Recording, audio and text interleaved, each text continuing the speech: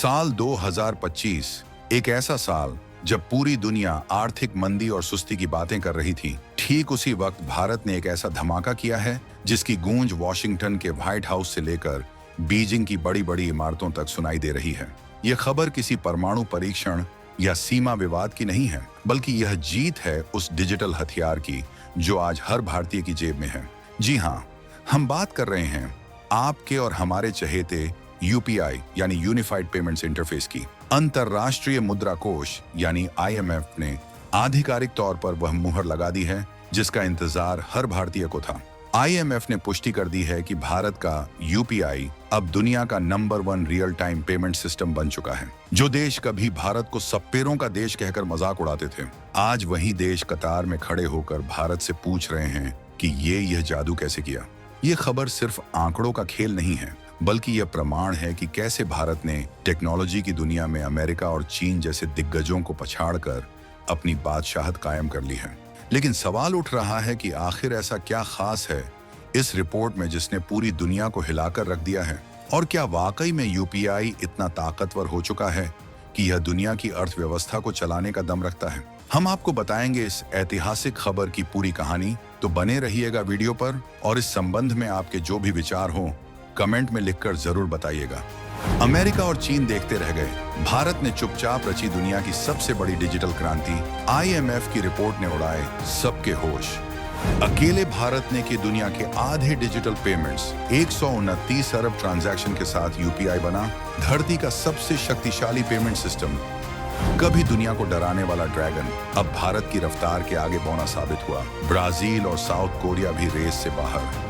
सब्जी वाले से लेकर 5 स्टार होटल तक कैसे एक क्यूआर कोड ने बदल दी 140 करोड़ भारतीयों की तकदीर। मोदी सरकार का मास्टर स्ट्रोक सफल।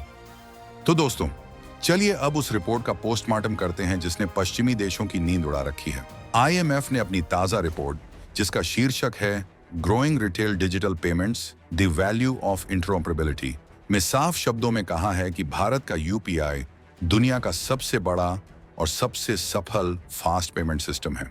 अब आप पूछेंगे कि इसमें नया क्या है। नया यह है कि आईएमएफ ने जो आंकड़े पेश किए हैं वो किसी चमत्कार से कम नहीं है। रिपोर्ट के मुताबिक पूरी दुनिया में जितने भी रियल टाइम डिजिटल ट्रांजैक्शन होते हैं उनमें से लगभग 49% अकेले भारत में हो रहे हैं।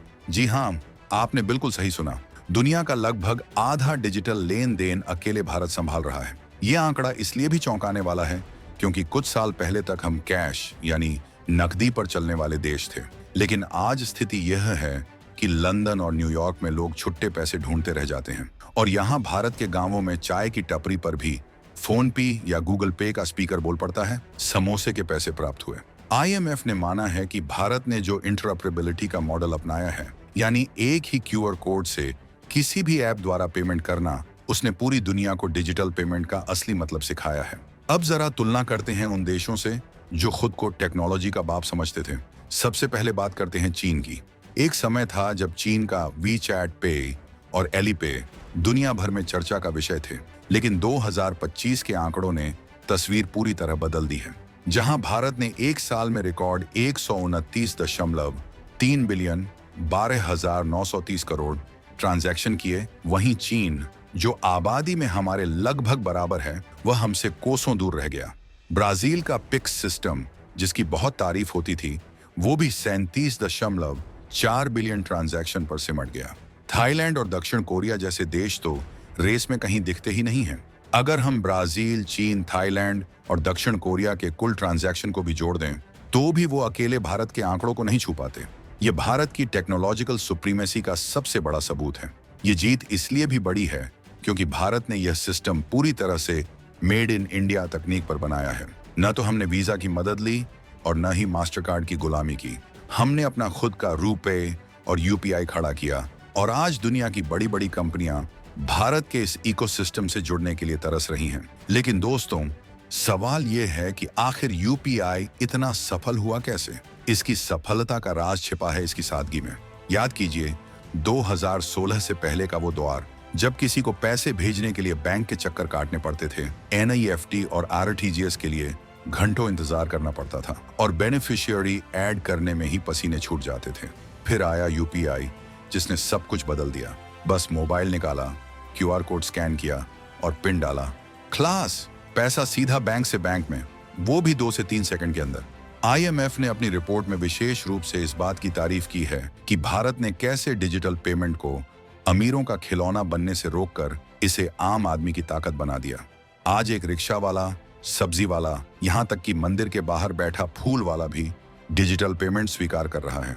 यह फाइनेंशियल इंक्लूजन, वित्तीय समावेशन का दुनिया का सबसे बेहतरीन उदाहरण है। जब 2016 में विमुद्रीकरण हुआ था तो कई विदेशी अर्थशास्त्रियों ने कहा था कि भारत जैसे अनपढ़ और गरीब देश में डिजिटल पेमेंट कभी नहीं चल पाएगा। आज उन सभी आलोचकों के मुंह पर यूपीआई के 129 बिलियन ट्रांजैक्शन एक करारा तमाचा है। भारत ने दिखा दिया है कि तकनीक किसी भाषा या अमीरी गरीबी की मोहताज नहीं होती। अब जरा इसके आर्थिक पहलू को समझते हैं जो आपको गर्व से भर देगा। यूपीआई सिर्फ पैसा भेजने का जरिया नहीं है, यह भारत की अर्थव्यवस्था का एक अदृश्य इंजन बन चुका है। सोचिए, पहले छोटे व्यापारियों को खुले पैसे की दिक्कत होती थी या उधार का हिसाब रखने में माथापच्ची करनी पड़ती थी। आज उनके खाते में सीधा पैसा आ रहा है, इससे उनका क्रेडिट स्कोर बन रहा है और बैंक उन्हें आसानी से लोन दे पा रहे हैं। आईएमएफ ने अपनी रिपोर्ट में इंडिया स्टैक की जमकर तारीफ की है। ये जन धन, आधार और मोबाइल JAM ट्रिनिटी का वो संगम है जिसने बिचौलियों को खत्म कर दिया। सरकार जो पैसा गरीब के लिए भेजती है वो अब सीधा उसके खाते में पहुंचता है, बीच में कोई खाने वाला नहीं। इससे भ्रष्टाचार पर जो लगाम लगी है उसका असर अब साफ दिखने लगा है। 2025 में हर महीने औसतन 19 से 20 अरब ट्रांजैक्शन हो रहे हैं। ये रफ्तार बताती है कि भारतीय अर्थव्यवस्था कितनी तेजी से दौड़ रही है। जब पैसा तेजी से घूमता है तो अर्थव्यवस्था भी तेजी से बढ़ती है।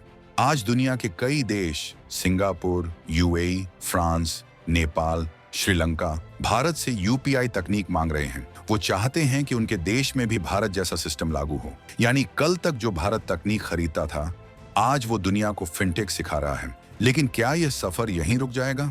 बिल्कुल नहीं। 2025 तो बस एक शुरुआत है।